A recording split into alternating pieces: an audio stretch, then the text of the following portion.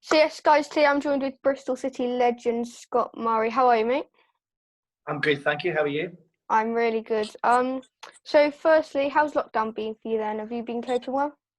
It's been a bit weird. I think the first couple of weeks, I think everyone probably treated it like a holiday. I think everyone got it out their systems, and I think we've been back most of the lockdown. So it's been weird.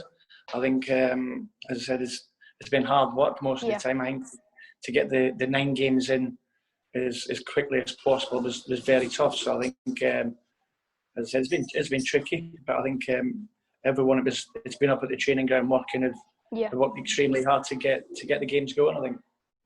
Yeah. So obviously you used to play for Bristol City and some other clubs as well. So kicking off, how did you get into the football world, and how easy was it?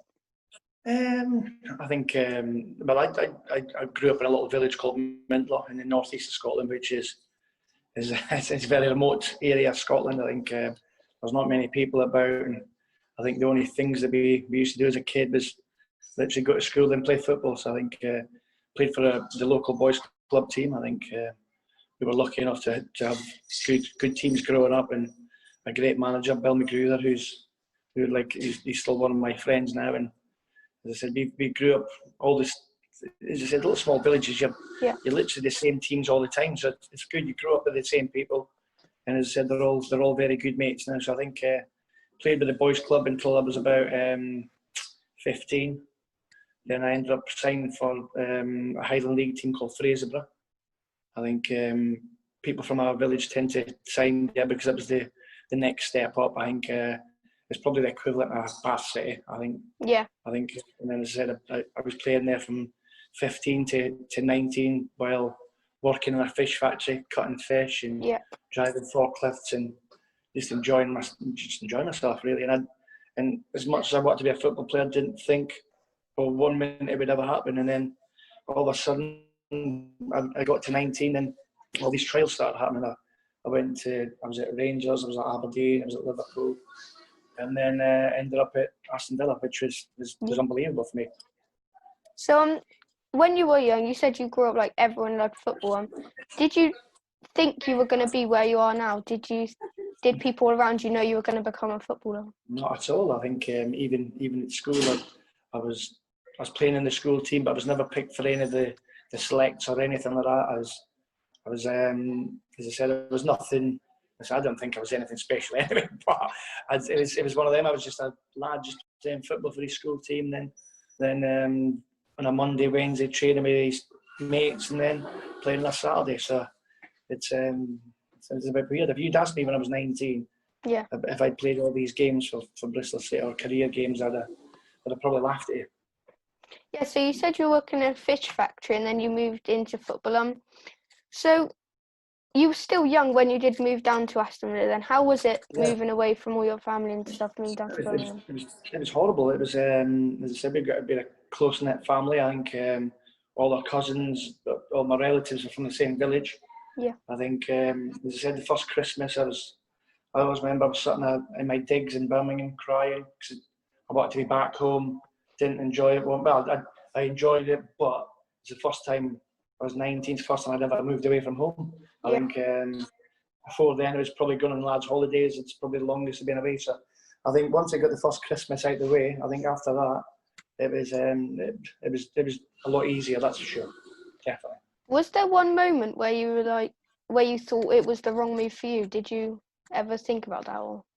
Yeah, it was probably that Christmas. I think I'd quite easily pack my little case and went back home after that, definitely.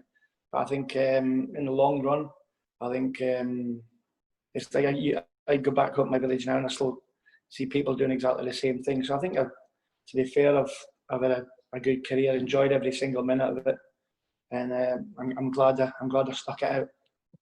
Yeah, so you said you went to Aston Villa then, and then you moved on to a couple of clubs, and then you signed for Bristol City. So how was that then? So I remember we just played a reserve game at Villa Park, and Doug Ellis, the old chairman from Aston Villa, bless him, he's come up to me and he's more or less said, "Scotty, listen, I've sold you." Bristol City. And that was it, to be fair. I think I never really had an option. His nickname was Deadly Doug, so I think when Deadly Doug spoke to you, listen, so it was one of them. Listen, I come down to Bristol, which again was a culture shock because I thought Birmingham was the furthest south place in England. I didn't realise it went any further south, so I was actually moving further south. So I think, as I said, but I come down and seen Aston Gate. I think at the time City were second in the league with Watford at 15 points clear of third. So it was both teams were going to get promoted to the Championship. So it was a no-brainer for me. No-brainer. Yeah. So as you said, you moved even further away from your family at that point. But so do you think that was the right move as well? Do you think you should have gone down to Bristol? Definitely. I think by the time I'd left Aston Villa, I'd probably stayed there a couple of years too long. I think I'd been down in Birmingham for 4 years, and I definitely wasn't ready to go back to Scotland. That's for sure. And as I said, I'm glad I picked where I did because it's a beautiful part of the world. Yeah. And as I said, I've enjoyed my times of playing football here. Loved it. Yeah. So when you were at Bristol City, what was your favourite moment in the City shirt then? I think the promotions are always massive. Yeah. I think any footballer at the start of the season, you want to try and win your league or get promoted or, as I said, finish as high as you can. So I was lucky enough to get a couple of promotions. I think playing at the old Wembley, I think even though we lost to Stoke, because I never thought in my wildest dreams that I'd play in front of 80,000 at Wembley. I think, and then playing at we playoff final, we got beaten. I think we beat Carlisle in the LDV Johnson's painted again at the Millennium. It's just things like that'll always stick out in my mind. So I think winning Player of the Year, top goal scorer, stuff like that. It's just stuff you dream about, really. Yeah. So you came in through at Ashton Gate under a couple of different managers. You scored some amazing goals. Ones that come into my memory like Cardiff with the celebration, and also the cup finals and stuff as well. And then you stayed in Bristol as well, and now you're the kit man at Ashton Gate as well. Yes, So how was that transfer? As I said, the goals and the things that you can't replicate stuff like that. I think to score in front of big crowds every week and fans singing your name. As a kid, I remember growing up as a kid. Me and my brother used to practice signing autographs and stuff like that. So I think any little boy or girl nowadays as well, I think they're sit in the bedroom, practice their little sign. Have you practiced your autograph yet? Not yet, but it's coming. It's coming. Get practicing. I think, as I said, as a little kid, I think we used to do it all the time. I think just getting your practice in for when you're older. I think, and as I said, the kit man job now, I couldn't have probably asked for a better job for me. I think anyone who knows me, I don't really take life that seriously. I enjoy my life, enjoy everything about it. And it's a life of laugh and a joke, but obviously there's times to be serious, which I know when to be serious, and I think which is hard to believe. But I think, as I said, the kit man job is absolutely perfect. And as I said, I really enjoy my job and enjoy my work, enjoy the people I work for. So it's good. It's good fun for me. Love it. Yes, it's probably the next best thing after football, isn't it?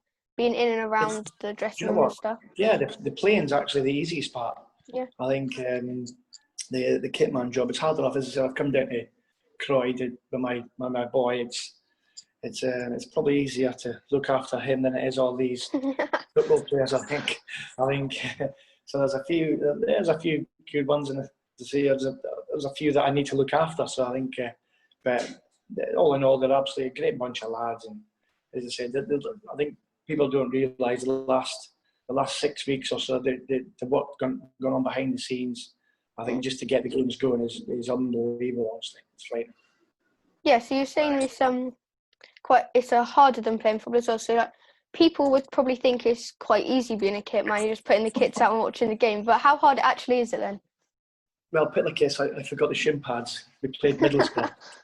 So it's like, I'll be as well tell you the story because I ain't told anybody the story. So what's happened? So at the moment at Ashton Gate, where the dress rooms have been cut off into two different areas. So there's a warm-up area which the subs have been using for their dressing room, and the starting 11, they've been changing the dressing room. So it's split into 2 rooms. I think so. I've got this blue tub that I put all the shin pads in, or I did because I got rid of it now because I forgot it. So I think so I've been putting all the shin pads out, and we were playing Middlesbrough away. So on the Friday, on the Thursday, sorry, I tend to get all my stuff in the van on the Thursday. So it means I can get away early on the Friday. So on the Thursday, I've walked past the shin pad box, and I've thought I've got a couple of things in my hand already. So in my head, I was thinking I'll come back and get that. So by the time I got out to my van, one of the security geezers has started chatting to me. I'm not blaming him, by the way. I was just chatting to him, and then I had obviously forgot to go back and get the shin pad box. So I always remember I was Saturday morning, Middlesbrough, couldn't pick a further away game if he tried. If he played somebody local, like Cardiff or Swansea, somewhere nice and close, I'd have probably been able to get somebody to bring him over. But Middlesbrough away, got no chance. So I was sitting having my breakfast at 8:45 because I tend to leave the hotel at 9 o'clock to get to the stadium. And all of a sudden I've stopped eating my food, and I had a bad feeling. So straight away I knew exactly what I forgot. So I've run to my van, because if I got them, I knew exactly where they'd be in my van. Opened the van door, not there. I've started shaking, and anybody that's forgot something quite big, it's not nice. So then Jamie McAllister's walked in, and so I said to Maka, Maka, listen, I forgot something. And Maka's face has just dropped, and he's gone like that. Oh no, what have you forgot? I goes, the shin pads. He goes, oh, that's all right. I thought you were going to say the boots or the kit. So he goes, listen, just go and get some. So I ended up having to drive to, I think it was it Sports Direct? I think it was. Was it GD? Well, Sports Direct in Middlesbrough City Centre at 9 o'clock in the morning. It didn't open until 9:30. And then Dean Holden's phoned me. So when the manager phones you, that's when you start to panic a little bit. So as I said, I was shaking. Dean was phoning me. He goes, Scotty, listen, don't worry about it. He says, just go and make sure you get 20 pairs of shin pads. I'll tell the lads. He says, listen, they'll be fine, don't worry. So I went to GD Sports Direct, spent 300 quid. I still got the receipt in my pocket. I need to claim that back, I think. But I'm not sure I'll get it back because it was my mistake. So I think, so I went and bought 20 pairs of shin pads. And luckily, I know off by heart who wears what shin pads. So I try to get exactly similar. So then obviously we played Middlesbrough. The lads have come in, give me a bit of stick. Jamie Patterson, absolute bastard. That's every day. Andy Vyman. So they've all listened. At 1:15, I knew the lads had come in. As I said, because I'm a chirpy one all the time, I'm chirping at the lads. Because I've made a mistake, I knew for a fact. As soon as they come in, I'm getting battered. So as soon as they've all walked in, they're all laughing at me, joking. And to be fair, I think Dino has obviously told them all, and then he said, listen, give Scotty a break, because the amount of times I've got them out of trouble, he said, I think he gave them this. So luckily, they probably played one of the best games of the season. Yeah, that was... 3-1. I know. Beat Middlesbrough 3-1, and then after the game, I put everyone's number on the new shin pads because they wore them again the next game. So it worked out all right in the end, but as I said, it's probably the most scared I've been since I've done this job 9 years now, definitely. So over those couple of years, what has been your best memory as the kit man? Man United, beating Man United. I think, listen, Liverpool's my Premier League team, and my brother's a massive Man United fan. Yeah. I couldn't have picked two, honestly, to beat them last minute, Corey Smith. I think it was weird because after the game we couldn't actually celebrate because the draw for the semis was in the tunnel straight after the game. So I remember walking in. I think I probably might have sworn, I don't know. And all I remember is me in the highest voice going, "Oh my God, I can't believe we beat Man United." Honestly. So straight after the game, obviously we ended up getting Man City, which is brilliant. Probably one of the best teams in Europe at the time as well. So I think straight away, phoned my brother, started laughing, put the phone down. So he wasn't really happy with me because he works in Africa. So I think, as I said, I give him a bell. I probably woke him up and as I said, and give him a bit of stick, then put the phone down. Yeah. So what was the atmosphere like then after that draw then in the dressing room? It was just, honestly, it's just so surreal. I think it was weird because we we were half expecting them to turn up with the reserve team. And I remember standing in the kit room, because the kit room there's a big corridor, so everyone has to walk past the kit room. Yeah. So I'm standing in the kit room. I'm seeing Pogba. I I'm know. seeing Ibrahimovic. I'm thinking, Yeah. oh, geez, they've come to have a go. So as I said, it's not like we beat the reserve team. We beat a team of absolute legends. Pogba and Ibrahimovic. It was class. So I think, and to be fair to Jose Mourinho, and he was absolutely brilliant after the game. Come and congratulated us, and that was just a class night. As I said, we couldn't even go out and celebrate. I think back in my day, we would have probably been drunk for 5 days. But I think we had training the next day, so I think there was not even any celebrations or nothing. But don't get me wrong, in the dressing room, it was like we'd won the league. Definitely. Yeah, I was lucky enough to go to that game as well. And then when I saw the team sheets where you had Pogba, Rashford, Mata. I think it was the whole atmosphere before the game with the silver and red. It was, at least, I think, being a City fan as well, like myself, I think it's probably something that'll never ever happen again. And I think our main aim is hopefully at some point to get promotion to the Premier League, because we wanted to play teams like that every week, definitely. So earlier I did. So you're obviously a Bristol City legend as well. How is it like being such a legend around Aston Gate and still being able to see all that, like in the 125-year program? You've got the fans. It's honestly, I find it so surreal now. I remember, as I said, it's coming to Bristol. Well, I signed December '97. Yeah. And the weirdest thing for me is that you walk in town and people like yourself, your age, come up to me and know who I am. And there's no way in the world the majority of you young kids have seen me play. And I find it, I love it. And as I said, anyone who knows me, listen, even Bristol Rovers fans and any fan, they know they can have a bit of banter with me, and I'll give it straight back, and I'll have a laugh and a joke. And by the end of it, we're probably mates. So I think I'm just a down-to-earth lad who enjoys a laugh and a joke. And as I said, I think just to be nice to people, I think, and that helps massively. But as I said, the legend thing, it's honestly, I even laugh now. My youngest boy, he's 12, so he's never probably seen me play. He's probably watched me on YouTube and stuff like that. And it's weird because he gets people. I get people like even here the first day here at Croy, there was a couple of lads come up and ask for a picture. And my boy finds it so funny because he's like, "Why do you want a picture of you?"